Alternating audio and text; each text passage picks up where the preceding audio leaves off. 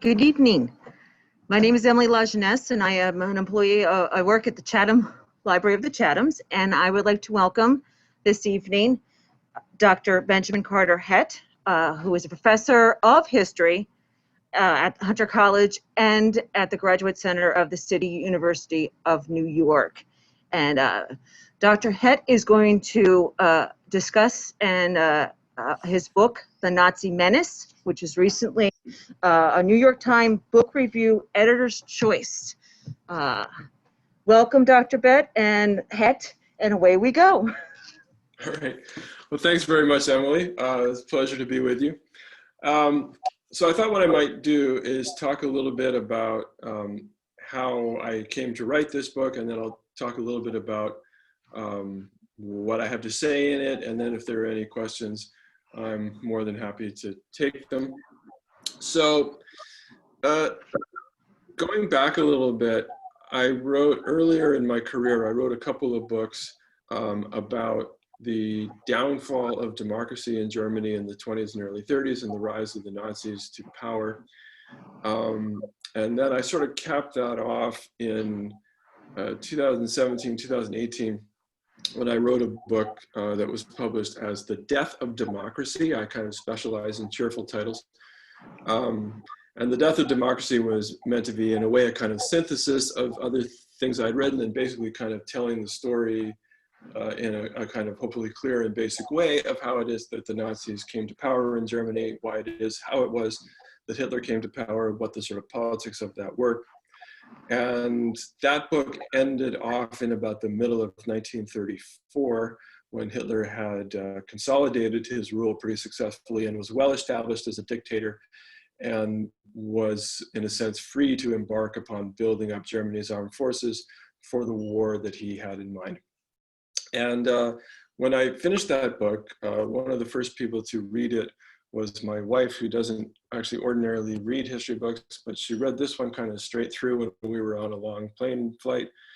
And at the end, she said she had really enjoyed it, and that she said she wanted to read about what happened next.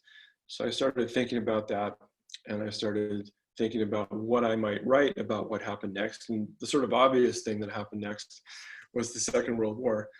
So I started thinking about how I might set out to write a book about how it was that the Second World War came about just over 20 years after the First World War had ended. And of course, the First World War had been the most brutal, destructive war in human history, with by far the highest casualties in human history. And pretty much everybody who came through that war was determined that it would not be repeated, that there had to be, some other path forward that didn't involve this kind of massive bloodletting on any kind of regular basis. And yet, just 20 years later, Europe and then eventually the world was plunged into an even worse war in terms of the bloodshed and the destruction involved. And that, on the face of it, is a bit of a puzzle how that could happen. So I was thinking a little bit about how I might write about how that happened. And then the other thing I was thinking about was that I unfortunately feel that there are some disturbing parallels between the world that we live in right now in 2020 or in 2018, when I started working on this book, and the world of the 1930s. In some ways, I think there are more parallels between our world right now and the 1930s than would have been the case maybe 25 or 30 years ago. If you can remember, as far back as the 1990s, it was sort of an optimistic time when it seemed like, with the Cold War over and with the awful dictatorships of Eastern Europe having deservedly collapsed, it looked like the world had a more open and democratic future than had looked for some years before that. At the same time, of course, in the 80s and 90s, there was a lot of democratization in Asia. Places like Taiwan or South Korea became freer than they had been. It was quite an optimistic time. And that optimism sort of came crashing down, I think, with 9/11. And then things sort of kept getting worse. The financial crash in 2008. And then something we've seen really in the last decade, the rise of a new kind of authoritarian, or at least quasi-dictatorial rule, particularly in Eastern Europe. Eastern Europe seems to be a kind of ground zero for that sort of thing. If you look at what's happening in Hungary under Viktor Orban, or certainly in Russia under Vladimir Putin. And the world seems to be turning darker again, I think, in ways that it was in the 1930s. So I started thinking a lot about what might be the parallels. And in a sense, what I started thinking about was how I might, as a writer, tell the story of how the Second World War came to be, almost by imagining if I were talking about the world today, and then thinking about how some of the things that we worry about, you know, looked a bit similar or might sort of awaken an echo in the world of the 1930s. And so that's what I set out to do. I think it's important to kind of emphasize really what I had in mind for this book and what I didn't have in mind, because certainly there are, I don't know, probably 20,000 people who have written books about the outbreak of World War II. It's not exactly unfamiliar territory. And, you know, a good share of them are a whole lot smarter and more knowledgeable than I am. So, you know, in terms of thinking about what I might add to the story, what I felt I really could add was a bit of perspective that might be a little bit different just because of where we are right now and the kinds of things that we think about, which is something that always happens with history. It's why they say historians have to basically rewrite history every generation, because as the world looks different to us now, the past also looks different. So that's what I set out to do. And when I thought about the world of the 1930s that way, I mean, I think certainly at the center of the picture is Adolf Hitler.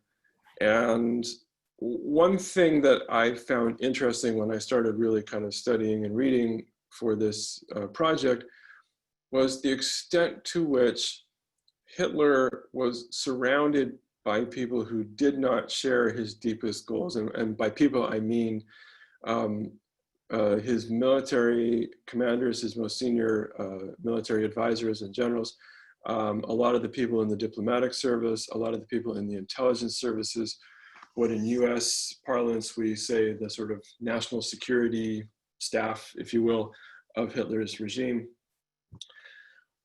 In the 1930s, really almost none of these people thought it was in any way, shape, or form a good idea for Germany to launch a major war of conquest. And above all, they did not want to launch a war against the Western democracies of Britain and France, because they saw those as formidable powers to whom they had lost a war not long before. And the German generals did not think that things would be any different in the future, and that another war against Britain and France, with their much greater wealth, imperial reach, in the case of Britain, especially sea power, and at the end of the day, connections to the massive wealth of the United States and the likely involvement of the United States against Germany, once again, the generals thought this is just a path to disaster. We're not going down that road.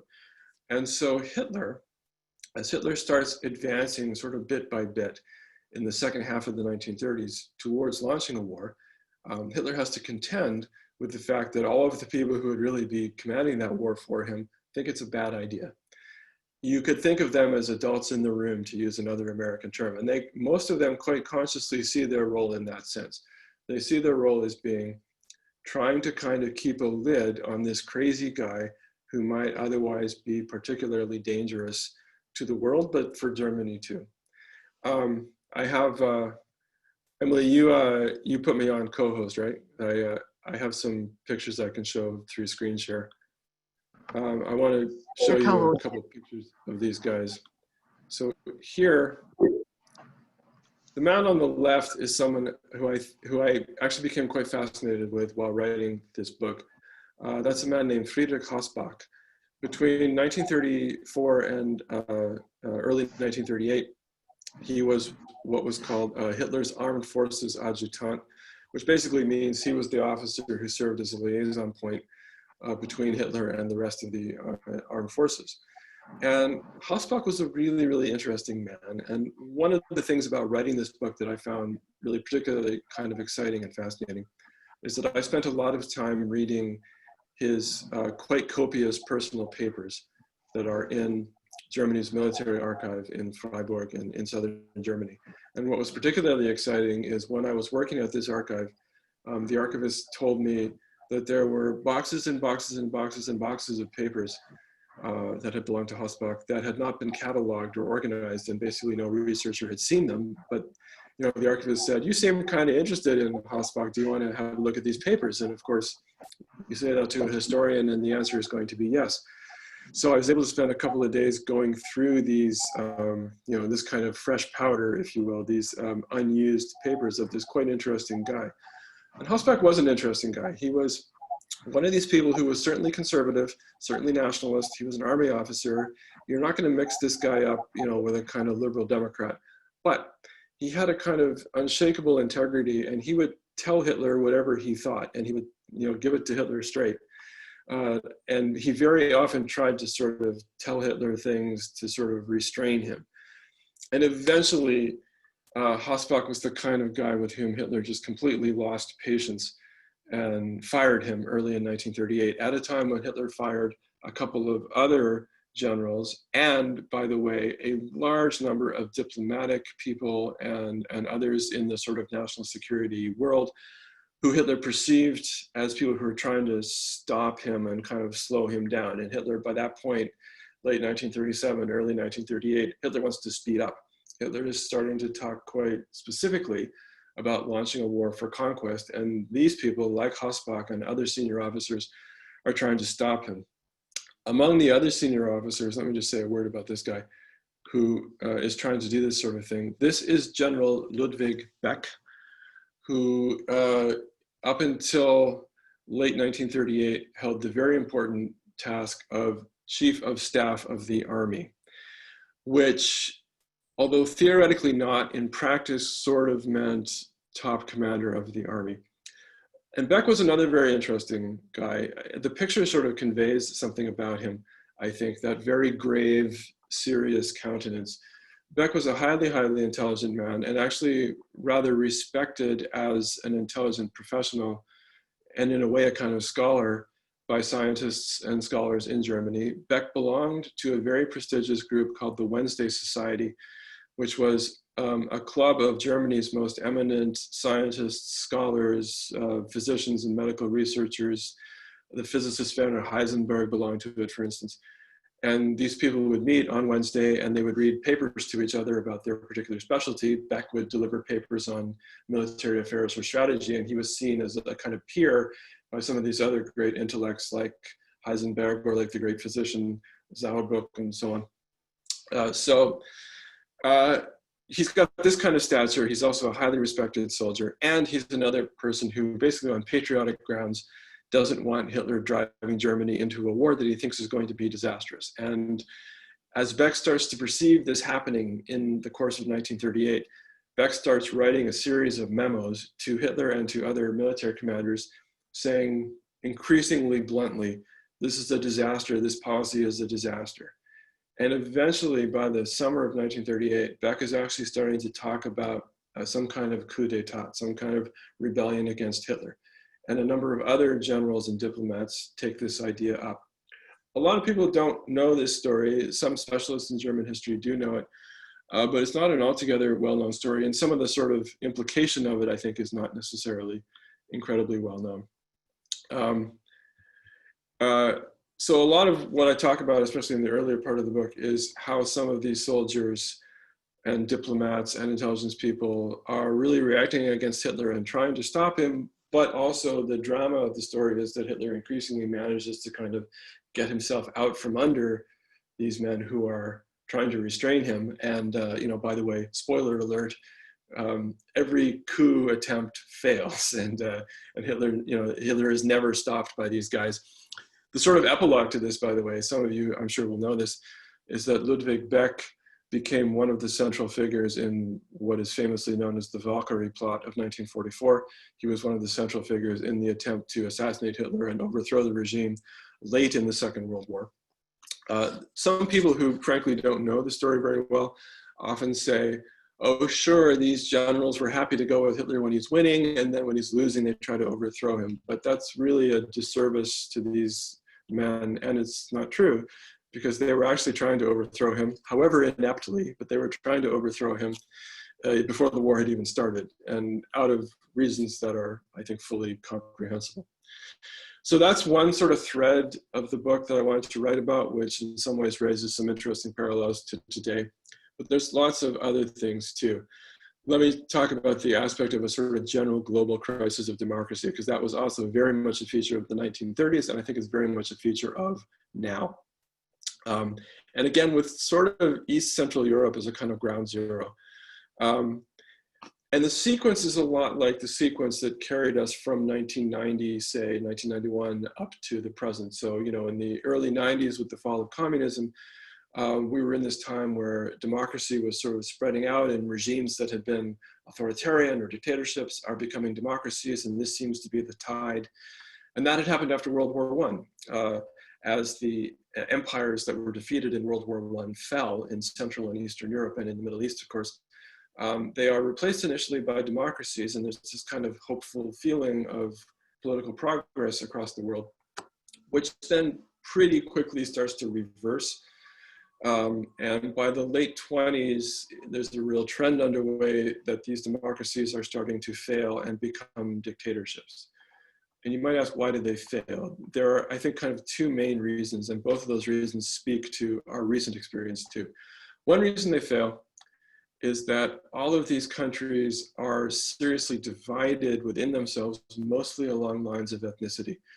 It turned out to be impossible to draw borders for countries in Europe after World War I, which could conform to the sort of idea that, you know, every national group has its country and every country has its national group. So there's this kind of naive idea that out of empires like the collapsed Austro-Hungarian Empire, or out of countries that had, you know, broken free of the Russian Empire, that you could create, say, a Poland that would just consist of Polish people, and you could create a Hungary that would just consist of Hungarian people, and so on. And in fact, that was never going to work, because the patterns of settlement in Eastern Europe were jumbled up in very complex ways.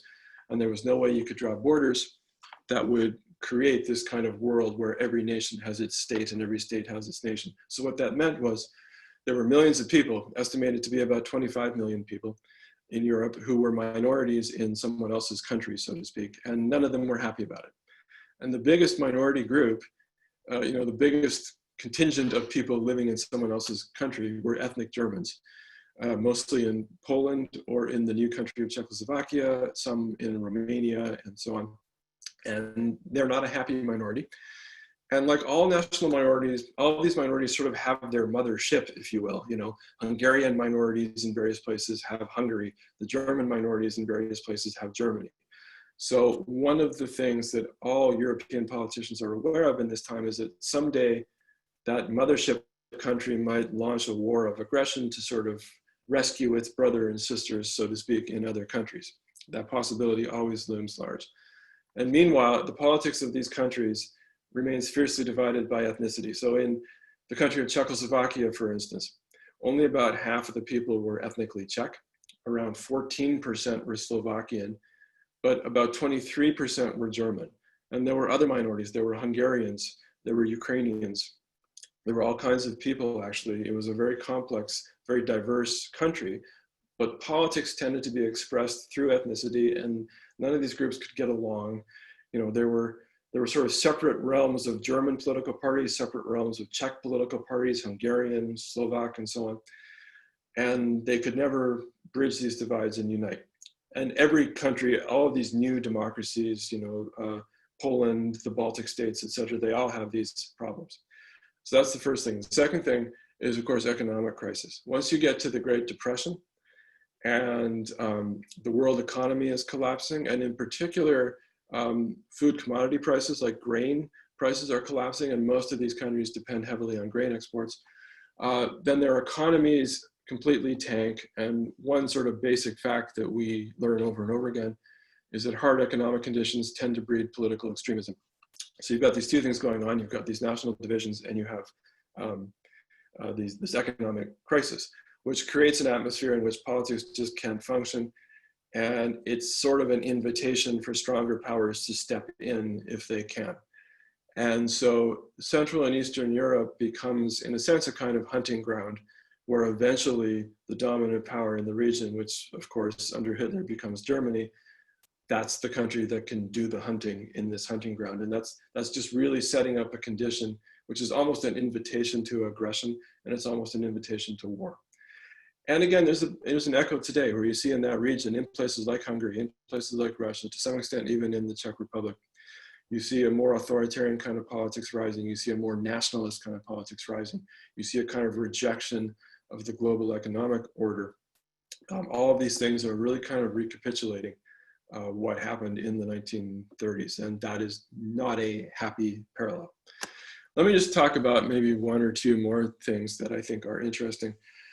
One of the things that I wanted to talk about in this book was how the Western democracies responded to all this.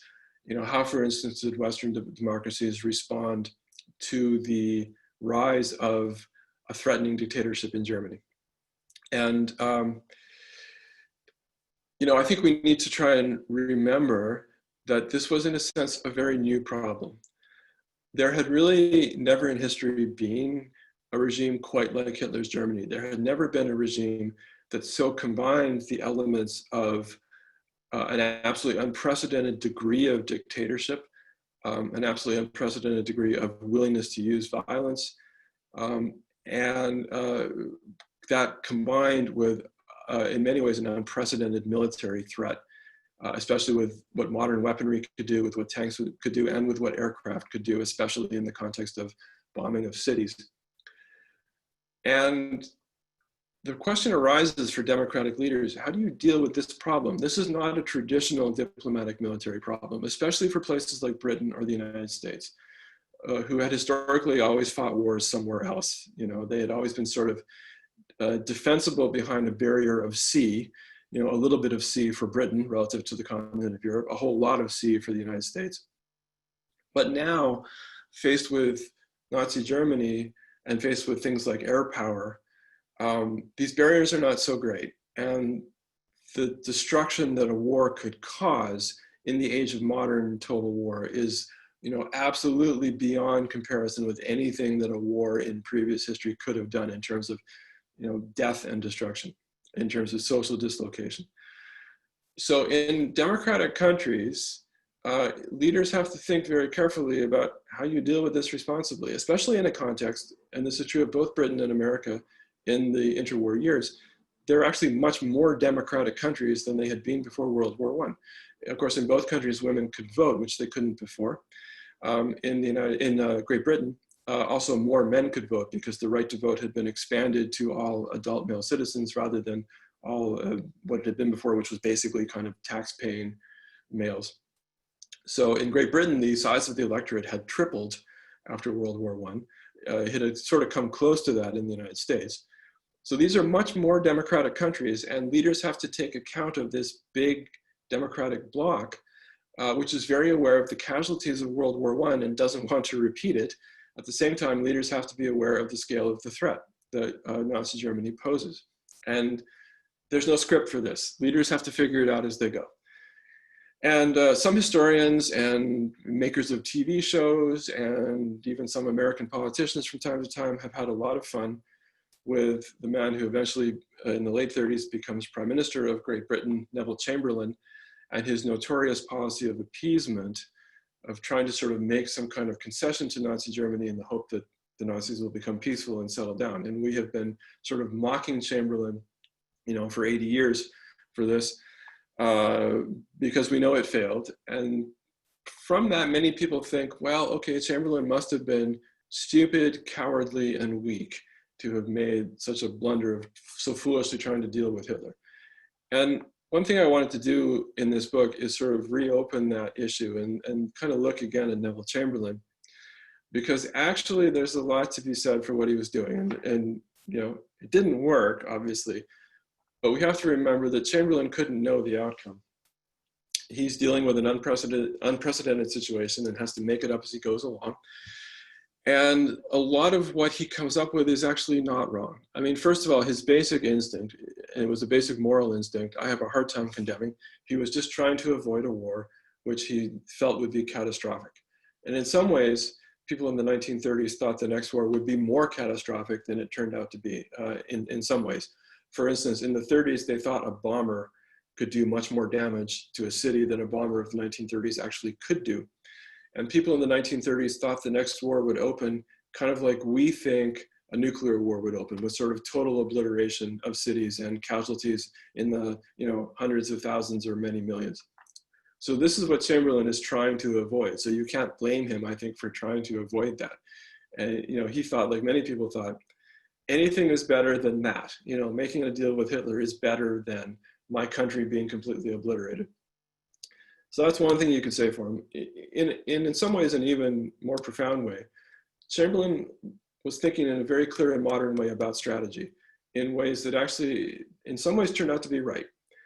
Chamberlain felt the best way for Great Britain to fight a war was not to do what Britain had done in World War I, which was to raise a huge ground army and send the ground army to France to fight the Germans on the ground with the massive casualties that a modern war will create for ground soldiers. Chamberlain thought the much smarter way for an island like Britain, with a powerful navy and a powerful air force, is to fight the war with sea power and air power, and especially air power. And Chamberlain, for years in the 1930s, first between 1931 and 1937, when he was Britain's finance minister, the Chancellor of the Exchequer, and could shape defense expenditures, and then after 1937, when he was prime minister, he shaped Britain's defense posture to really emphasize the technology forward part of it, especially the air defenses, especially the, for the time, highly advanced fighter interceptors that Britain developed, the Spitfire and the Hurricane, and the unbelievably advanced, sort of super high-tech air defense system based on radar, which the British pioneered in the 1930s. Chamberlain should get a lot of credit for sort of sponsoring this development. And his basic instinct that Britain would be able to win World War II if it could defend its home island with air defenses and hang on for its financial resources and its sea power and its imperial reach to sort of grind Germany down. That instinct was right. I mean, that's actually, in the end, how World War II was won, at least in part. That Germany ended up getting into a war against powers that had a sort of reach, a financial capability, an economic capability, a sea power capability that could throttle it. That is how Germany was defeated. So Chamberlain wasn't wrong about that. We need to keep this in mind.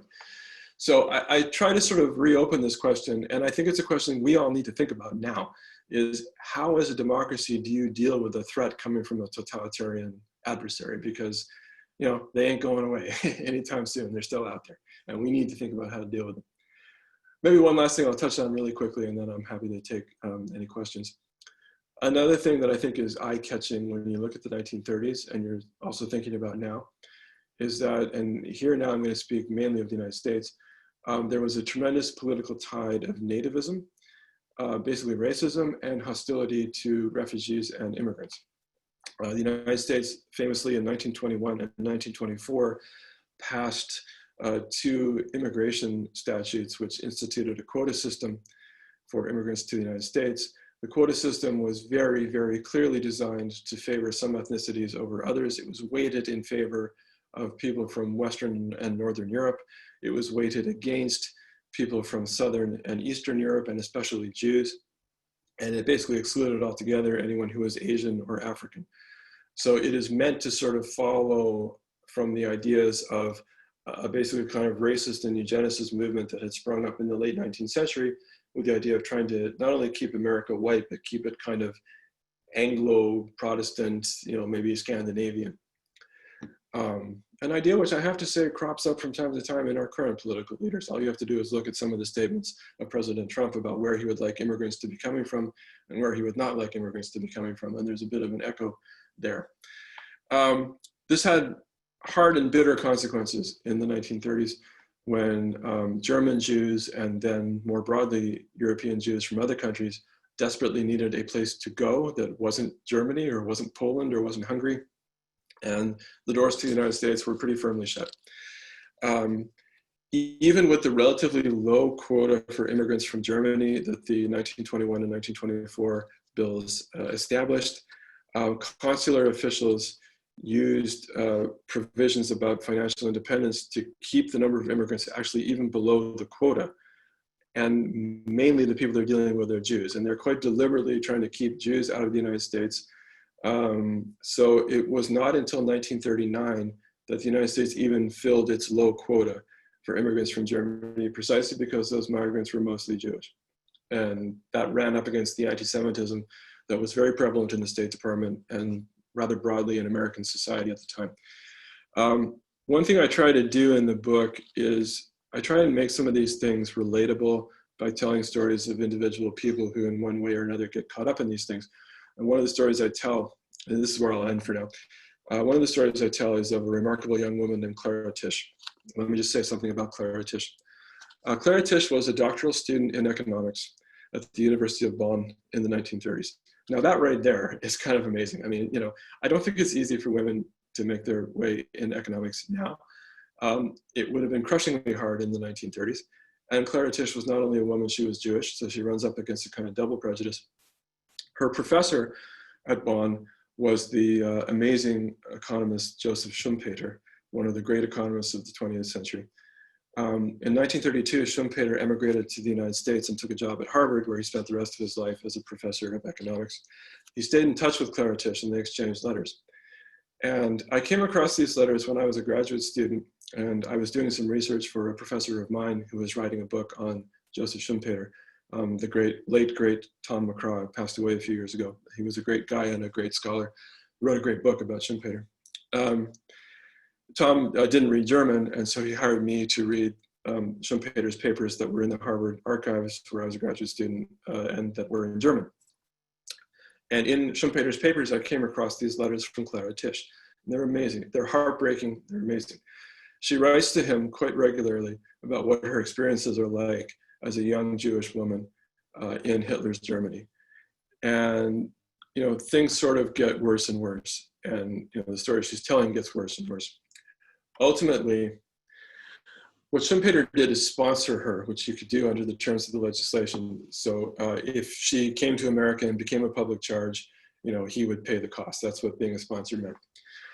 And so in 1939, she writes him a letter and she says she had gotten on the list, you know, for the quota for immigration to the United States.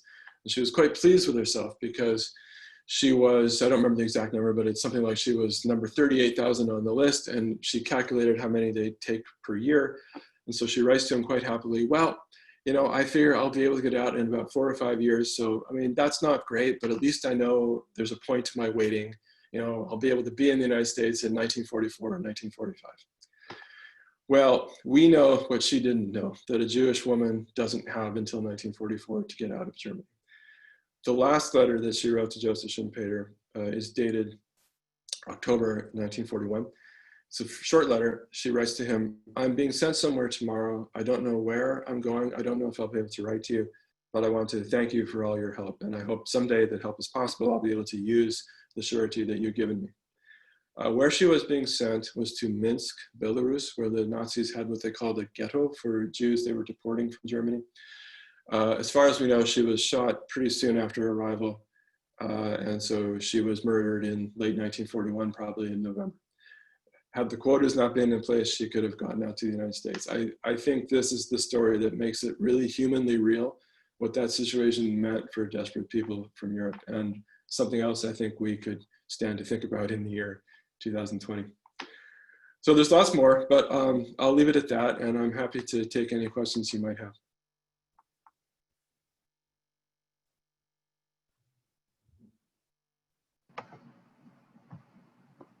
You can put your questions in mute, in chat, or if you just want to go ahead and ask them, that's fine. Thank you.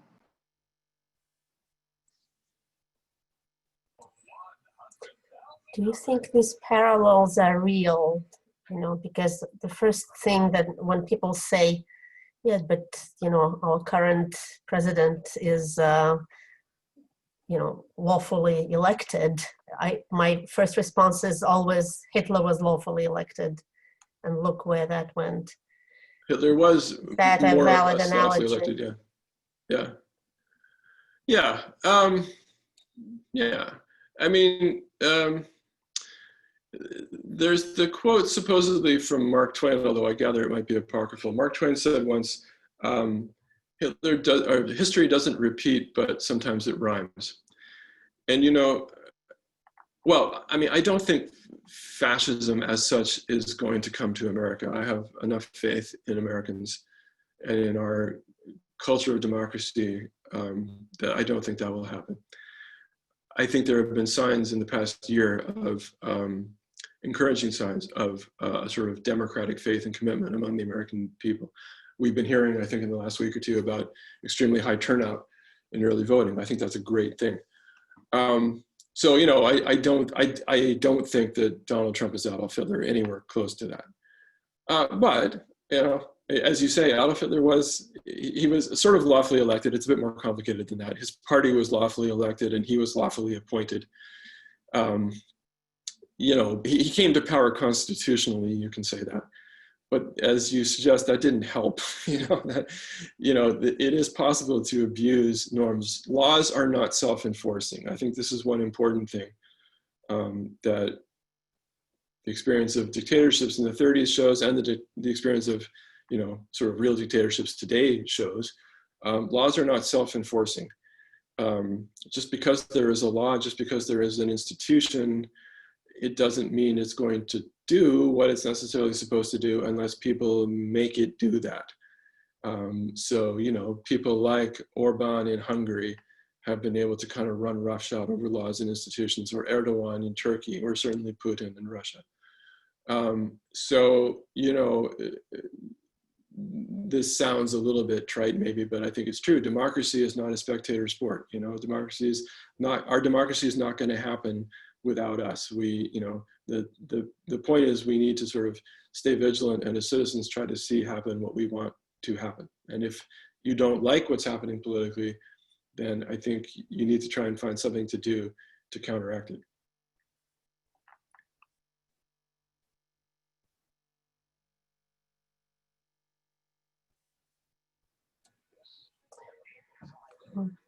If anything, I don't believe like you do that Trump is you know, close or equivalent to Hitler. No, I don't like Trump, but I don't believe so. But the one thing that, you know, we saw all of a sudden after he got elected, that he encouraged all those groups that we never knew existed. They were hiding in the corners of the internet. They splashed out into the news. They started marching openly with tiki torches and everything. Yep. They declared that his election is the best thing that happened to them.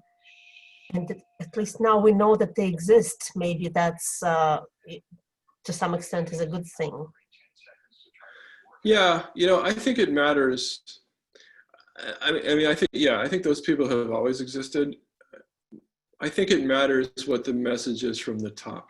I think it matters what the leader says, because I think the leader can sort of legitimize things that might be there, but are not necessarily being legitimized. One thing that I think is disturbing about Trump is I think he has legitimized some things that are quite nasty, like those guys with the tiki torches or the Proud Boys and all this kind of thing. I really don't think Trump is like Hitler. I think sometimes he inadvertently does things that raise uncomfortable echoes. Frankly, I don't think Trump is kind of smart enough to know what he's doing. He's not smart enough. He doesn't know enough. I mean, he's just clueless. He's got instincts they're just that, but his instincts are authoritarian. I think there's no doubt about that. He sort of doesn't get democracy. So when he says things like Article 2 says the president can do whatever he wants, like that is not what the Constitution says. Or, you know, slightly more disturbingly, when he gets sort of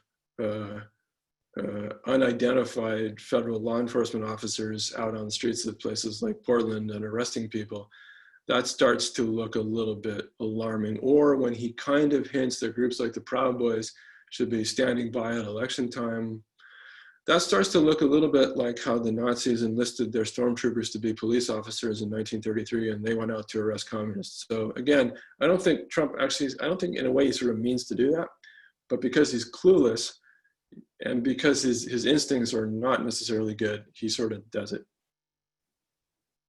Clueless, I agree. He doesn't have knowledge of history or anything. You know, I'm from Russia, so when he called the press enemy of the people, he has no idea what that phrase means to anybody who is from the former Soviet Union or who has studied the history of Russia.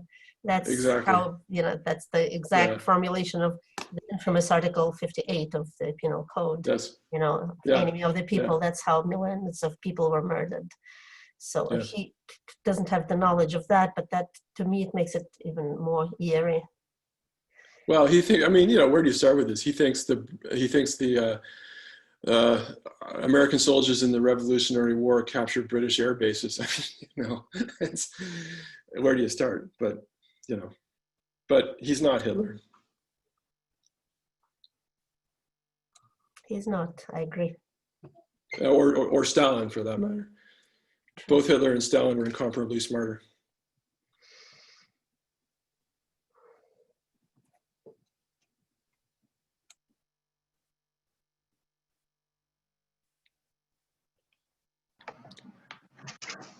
Any other statements or questions for Dr. Hett? If you don't want to speak, you always can put them into the chat, and we will read them for you. I could always do what I do in my classes. I could call on people. Have you done the readings? Now, we do have the book in the collection, so you're welcome to request it, or you can buy the book, of course. Of course. But our library does have the book. I have to say that I'm Emily, and I started reading the book after I processed the book here at the library, and I knew that I had to have this book in my collection, so I purchased it, and I look forward to sharing it with my children. It's very interesting, and it's gets you thinking. Well, thank you for the testimonial. That's appreciate it.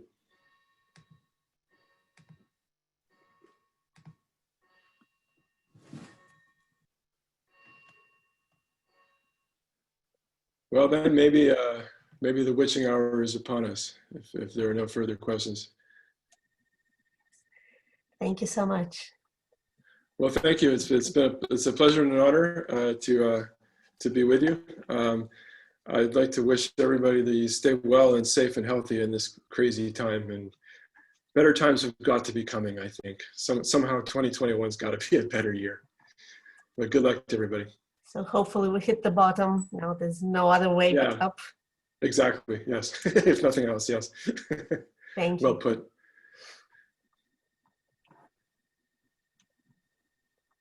All right. Well, so long, everybody. Yes. Take care. Thank you. Bye-bye.